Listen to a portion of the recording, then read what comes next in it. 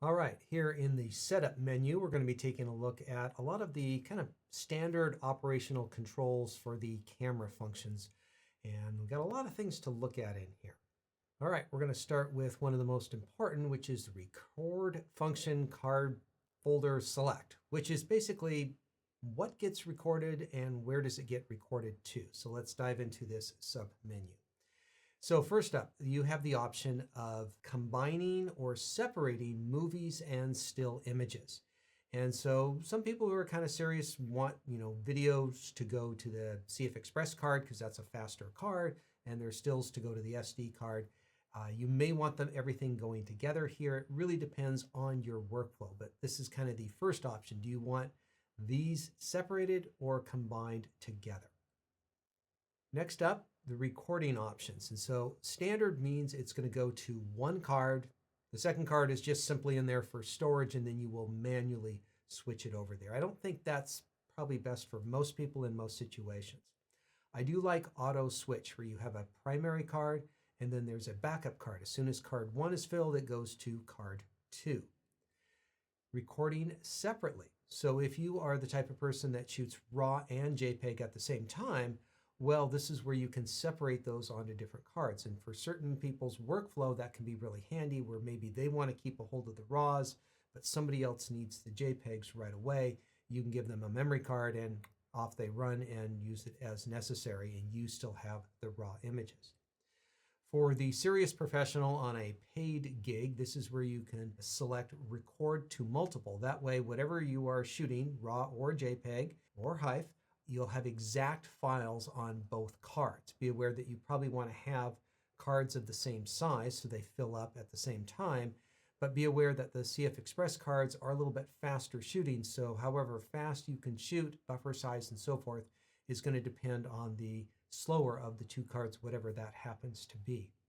So I think for general users, auto switch works pretty good, and then for the person on a paid gig or something that's really important, recording to multiple is a good option. Recording options. And so in this case, this is for video. Same thing we just talked about in stills, but this is specifically for video. We don't have the exact options, but they are the same basic ones. Standard, where it only goes to one card. Auto switch, one card fills up, goes to the next card, and then recording separately. It's not quite able to record to both cards in RAW on the same size with the different cards here. So there's a slightly different option here. Next up, record and play. What is the main card that you want to use as your primary card? I highly recommend the CF Express cards. I know they're more expensive than the SD cards, but they are faster, they're more robust, they physically stronger, and so that's what I would recommend as using as your main and primary card. But there's a lot of SD cards out there, so it's reasonable why I would understand a lot of people would choose that as an option. Now, the same thing can be said for shooting videos. When you're shooting videos, what's the main card that you're working for? Now, there is a quirk about this whole thing that I do want to show you, and it's a problem that a number of people have had, myself, others, and let me show you how this problem comes up. So let's dive over to this particular setting here. And so as you can see now, right now I do have a CF Express and an SD card in the camera. I primarily am shooting to the CF Express card. And let's just say that I want to download my images. So I decide to open the door, pop out the CF Express card. I go download this card. And, as I download the card, I just kind of put the camera off to the side. And when it's time to come back, I take this and I mount it back in here. And I go ahead and start to shoot photos. Well, let's go ahead and take a look in this particular feature, and you'll see that card 2 is now where all the images are going. So what happened just then is that when I took the card out, I very casually and unannounced closed the memory door on the camera. When I closed the door, the camera said, oh, there's not a CF Express card in here. We need to switch over to the SD card because there's actually an SD card in there. So let me show you this whole scenario again slightly differently. All right, so let's change this back to the CF Express. We'll change this one too, back to CF Express. All right, so now I'm shooting playing back from the CF Express card. I open the door, I take this out, I don't close the door, and now when I come back to put this card back in there, when I close the door, the camera is determining where do we want to record images. And if we dive back in here, you can see that the CF Express card is still selected there. So you do have to be very careful when you are taking a card out to download it. Whether you close that door or not, it might switch over to the other card in there. And so this has caused people, when they're going back and forth, go, oh, now it's on the other card, and now it's on the other card. The camera kind of switches on you when you're not totally aware of what it's doing there. So that's the quirk. I think it's good to know about that so that you can adjust your habits accordingly. All right, finally, you can select which folder you are using. And so if you want to go in here and create different folders, perhaps you have a different project and you want to store all the new photos for this new project in a special folder so you can find that when you download your images later on, you can come in here and create folders to be used. Next up is file numbering. So the camera has its own system for numbering, and it kind of goes through its automatic reset. It'll count up to 10,000 and then automatically reset. But if you want to have it automatically reset, you can go in here and select it. For most people, just leave it on continuous and it will run through its own numbering system. Now, if you want to manually reset it right now, you can have it manually reset. File name. So the first 4 letter numbers is kind of this weird numbering system that Canon has automatically put in there. There's going to be a submenu here where you can go in and adjust and tweak it to a number of other standards.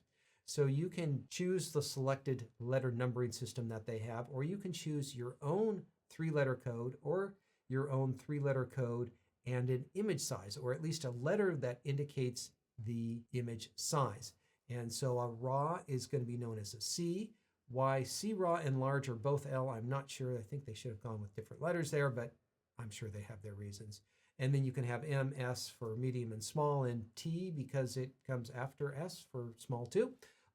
So that's kind of unusual when you are choosing image plus size. So if you want to go in and then have user setting 1 and user setting 2, which is 2 different letter codes that you might have.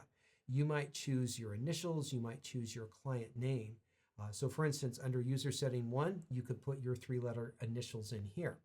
For user setting 2, you could put a client setting. And so you could choose either do you want your initials in there or the client setting initials in there. And so a number of different options depending on how you want your files named when you are downloading them. This is probably one of the most important settings in here, and that is formatting the memory card. When you format the memory card, it deletes the images, clears off the data directory and any ghost folders and files on there, and sets the card up to properly communicate with the camera. This should be done when you buy a new memory card or you have moved a memory card from another brand of camera and even another camera into this one. It's where you're going to get the best performance after doing so. So make sure you format your cards on a regular basis, but make sure that you have downloaded your images before you format, because it will be getting rid of everything. Now there is an option where if you check the low-level format by pressing the garbage can button, it will do a low-level format, and that's where it will just scrub and clean a little bit more thoroughly and get more stuff off of that card. Generally recommended to do on a somewhat regular basis. Auto rotate. This is where it changes the size and rotation of the image. I like on computer, because then what happens is it doesn't rotate images on the back of the camera. That means you get a bigger image. The downside is that you have to rotate the camera. So if you want to be viewing the camera in the horizontal position all the time, you would leave it on camera and computer. If you don't mind turning the camera to get a bigger image so that you can see your image more clearly, you want to leave it on computer only. You can add video rotational information. So normally you would leave this in disable. So when you shoot video, you can twist the camera however you want. It's always going to record it in the same format. If you want to shoot vertical video, you could set this to enable and it will add that rotational information into the file. Date, time, and zone, not going to go into this one, but obviously set everything up as needed in there. Page 2 on here, first up is language, whatever language you prefer to know or learn. Video system deals with the standard video systems used in different parts of the world. Depends on where you live as to what system is commonly used where you are. This one's kind of interesting. You can change the help text size in the camera. So you could probably leave it at small for most people, but if you are losing a little bit of your minimum focusing distance, a little bit harder to see on the back of the camera, you can move it up to standard and you'll have all the print in a little bit larger size font. The beep, one of the most annoying features of a camera. The camera will beep when it's in autofocus. It can also beep at other times, but it's mainly when the camera achieves autofocus in the one-shot mode. This can be reassuring to some, but it's also annoying to others. And so if you're a portrait photographer, you work around other photographers or just other people, you might want to turn this one off. The volume level of the beep, the shutter, and a variety of other controls can also be set in here. And so if you do want to have other sounds turned on, you can adjust exactly how loud or quiet they are. If you are connecting headphones up to the headphone jack on the side of the camera for monitoring sound while you're recording video, you can adjust the volume setting here. Power saving. So with a mirrorless camera, and especially a mirrorless camera, battery power is very important. Without it, we're not taking photos at all, but there's a lot of convenience items that use battery power. So you want to make sure that you have these settings set just right for what you're doing so that the camera is convenient and easy to work with, but you're not wasting battery power unnecessarily. So there is a screen dimmer, which will dim the screen on the back of the camera, and this can save a significant amount of battery power, and it might be a good thing to have in there just as a conserving battery power idea. But if it's going dark when you need it to be bright, that would be inconvenient. So set it to the shortest amount of time that works for you. You can also have the screen turn off completely. And once again, set it just as long as you happen to need it. Auto power off. This is where the camera will go into a sleep mode. You can awake it from sleep by simply pressing the shutter release button. And so something around 1 minute is probably good for most people. How quickly do you want the viewfinder to turn off? Once again, set according to your own needs to get maximum battery life and convenience out of the camera. All right, screen viewfinder display. I talked about this earlier on in the viewfinder section, is how do you want the switching, or which screen monitor do you want turned on? You can turn it on exclusively on the viewfinder or the screen on the back of the camera. The auto system works pretty good for most people. If you are working with your fingers behind the camera and you don't want that LCD turning off every time your finger gets near the viewfinder, you could set it to auto 1. If you flip open the screen and you're occasionally putting your eye up to the viewfinder because you want to get a more magnified view of the screen, then you would want to have it on auto switching, which is auto 2. The screen brightness is something that you probably won't need to adjust very often, but under very bright lights, if you're trying to work outside and show people or look at the screen on the back of the camera, then you might need to bump the brightness up a bit. If you are working in really dark environments and you don't want the bright screen illuminating other things around you, you could turn the brightness down. But for the most part, you could just leave this in the middle and forget about it in most situations. The viewfinder brightness can also be adjusted in the same way. Generally doesn't need to be adjusted too much. If your eye is up against the viewfinder and you're not having a lot of external light come in, you can set it pretty much however you want. You should get pretty consistent results here. But if you're not getting the consistent results you would like, you might want to try the manual setting. The color tone for the screen and viewfinder can also be adjusted. It's possible that the monitors may drift in color over time. It's not likely, but if it does happen, you can make an adjustment here. You can also fine-tune the viewfinder color tone. Once again, not likely necessary in most cases, but if it seems to be drifting, it can be adjusted. The magnification can be increased in the menu system with a double tap. And so if you have a hard time seeing what's going on, you can engage this. And so it's not completely intuitive, so let me just show you how this works. So let's dive into the menu setting here, and we're on page 3. UI magnification, it's on disable. If we enable it right now, the menu looks exactly the same. We did see earlier a size option, which was the help text size, and that was where it makes all the text larger. And what this does is with a double tap, it brings the size of the screen larger. Now you can't see the whole screen on there, so give it a double tap to go up. It doesn't go brighter than that, and then a double tap to go down. And so if you want to do that,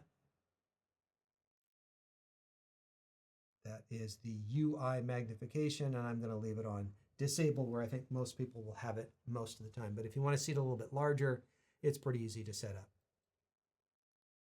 HDMI resolution, if you are connecting your camera to an external TV or monitor, you can probably leave this in auto and it will figure out what the correct resolution is. But if you want to force it into 1080, you can do that as well. Now this is one of those features that I really don't think belongs here. This seems like this should be in the autofocus menu, but here it is. So eye control. We talked a lot about this back in the focusing section. This is where you can use your eye to choose where you want your camera to focus on. I think this is a little bit of a divisive control here. It's going to work for some people and they're going to like it, and other people are not going to like it. And so this is really up to you whether you want to have it on or off. If you're not sure, I'm thinking that most people are going to probably leave this one turned off and use it on an as-needed basis. As mentioned before, there are 6 different calibrations that you can store in there. This could either be for 6 different people or you under different conditions.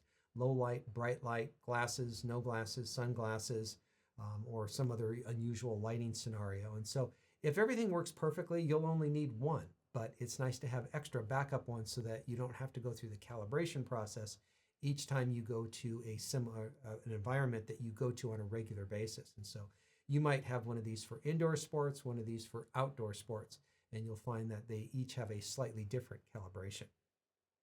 Now, if you want to go through the calibration process, this is where you can start that process.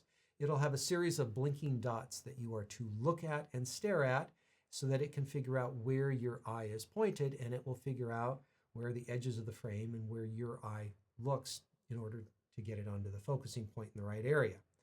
You can delete systems in there if you want, but mostly you'll just hit start, go through the process, and save that as a calibration number. Pointer display settings. So the display that you see on screen, well, there's a lot of variables, so there's a whole submenu in here as to what you can choose. Now you can have this on all the time, or you could only have it on while you are setting up your shot, and then when you press down on the shutter release button, it disappears. And so how frequently and how much do you want to be able to see this on screen in front of you? The sensitivity. I'm thinking that this is best to have this down a little bit. I have found that it tends to kind of jump around quite a bit, and maybe that's because my eyes jump around quite a bit. But I think moving this down makes it move a little bit more slowly and deliberately. It's still quite quick in its movements, but it's just not quite as jumpy. And so I would encourage you to try a minus setting here to see if that works better for you.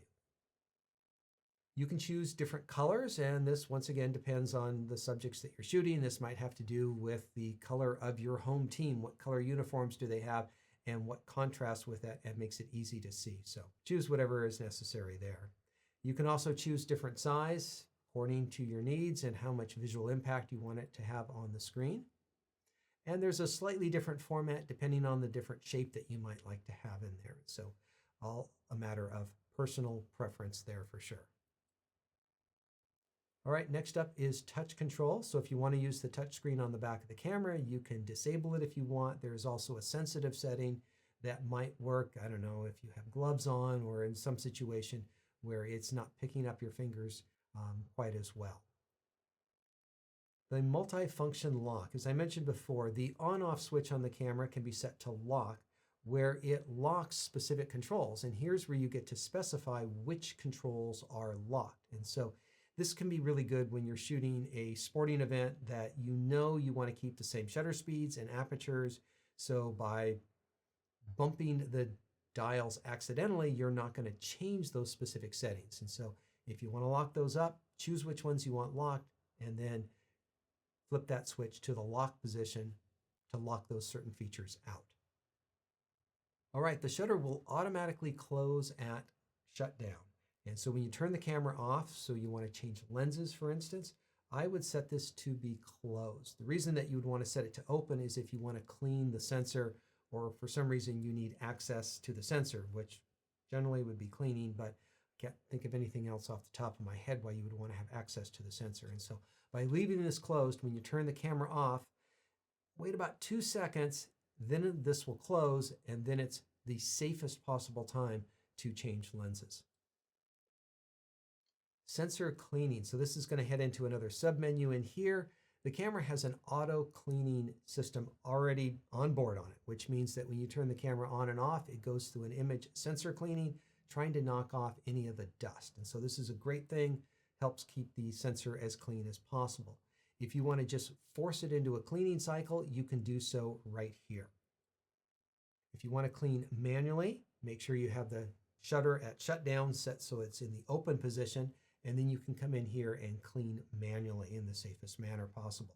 So if you are going to do that the way that I do it, kind of a two-step process. First step is a rocket blower to try to blow air in and clean dust off the sensor. Second stage, not everyone feels comfortable with, and there's a variety of tools out there. One that I've used and I feel comfortable with is this Lens Pen Sensor Clear 2. The idea is that you're going to find out where those dust specks are, and you're going to sweep them off into the corner area away from the pixels on the sensor. And this is what you need to do from time to time if you get dust in on your sensor. If you are using a USB connection app, you can come in here and select what you are connecting up to. On to page 5, we have the reset camera option. We took a look at this early on in this class, and this is where you can go in and reset different types of areas. Now, the first basic setting is very simple stuff: exposure, focus, white balance, file type, things like that. It doesn't clear a lot of kind of deeper settings within the camera itself. But if you want to go through and reset any of those other areas of the camera, you can really target which areas you are resetting into the camera. Now, if you want to do a factory reset, well, that takes it back to the factory default settings for everything, and you're going to have to reset the clock and everything in the camera. So if you want to go back to the very beginning, this is where you do it. Next up is the custom shooting mode. We talked about this back in section 3 on the exposure. With the mode dial on the camera, you can set up 3 customized exposure settings. Now, you can actually set a number of things beyond just the exposure in there. You can set your drive settings, white balance, and a whole host of other features in there. And so if you are commonly shooting 1, 2, or 3 different types of scenarios and you don't like making many camera changes going from one to the next, well, you can set the camera up for these particular modes to more quickly do that change.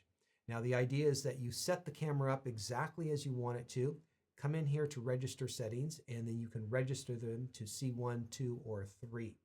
And then you can go back and reset the camera however you want, and when you go to C1, C2, and C3, all of those settings come back to you. If you want to clear them out, you can clear them out here. If you want to update those settings as you are in them, so let's say you set something up, in theory it's your bird photography mode, and you set the camera up in the way that you think it's best for shooting bird photography. Now, sometimes when you get out in the field, you realize that those best laid plans in the past, well, they're not actually working out for you. You need a faster shutter speed, or you need a different ISO, or focusing, you need something changed. Do you want the camera to take whatever changes you make when you're in the C1, C2, or C3 mode and kind of write them to the file as the new standard? And this is going to work for some people, and it's not going to work for other people. Sometimes you want those changes when you're in the custom modes to permanently be part of the new mode so that it's always updating to the newest way that you like to shoot.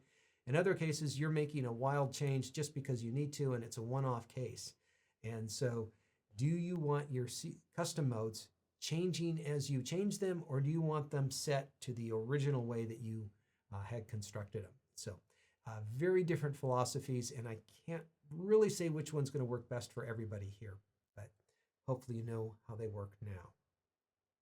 All right, you can also save settings onto a memory card. So there's a submenu in here where you can have a bunch of settings set on this particular camera. And if you're going to have a second camera, maybe you're going to get a loaner camera and you're going to shoot with 2 of them for the weekend, you can take all the settings on your camera and copy them over to the other by just saving them to a memory card. And then once you get into the other camera, you can load them from the memory card so that you don't have to go through and try to find every custom setting you've set on the camera and transfer it over. So real helpful when you are working with multiple cameras. Battery information is great. This is going to show you how many images you've taken and how that battery is currently doing, how much life is on it, and how its overall performance is doing. And do remember that you do have the calibrate button on the battery charger that comes with this camera. So if you are getting a poor recharge performance, you can try calibrating. And I can't promise you that it's going to make it better, but it's the one option that you do have available to you to make it better. Copyright information heads into another submenu where you get to add in your name and other information that you might want to have added to the metadata of the files that you are shooting in here. So I highly recommend this. That way, when you have images and they go out, in that metadata information is your name or your copyright information or your contact information. It's a not the best way, a kind of a cheap way of adding your name to all the photos that you shoot and to your camera as well. And so you can add in copyright information or other information like an email or contact information. I think of this as a nice backup should your camera be lost or stolen. Somebody finds it, recovers it, and they want to know whose camera it is. Well, this is how they might poke around and find out information and how to get the camera back to you. I can't promise that people are going to return your stolen or lost camera, but if somebody who's honest wants to be honest, this gives them the opportunity of being so. And then if you want to delete all your information, well, you can do so here.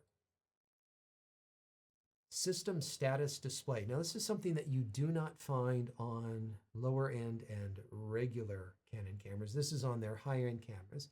It's not very exciting information for the most part, but if there is a problem with the camera, you will see information in here.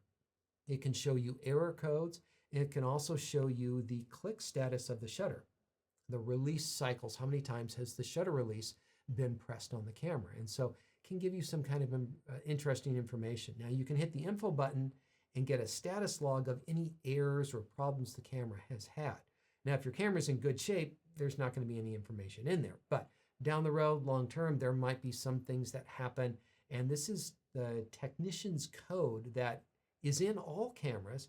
They just don't show it to you. It's where a technician can go into the back code and figure out what's been going on this camera. And it shows you kind of what's been happening behind the scenes.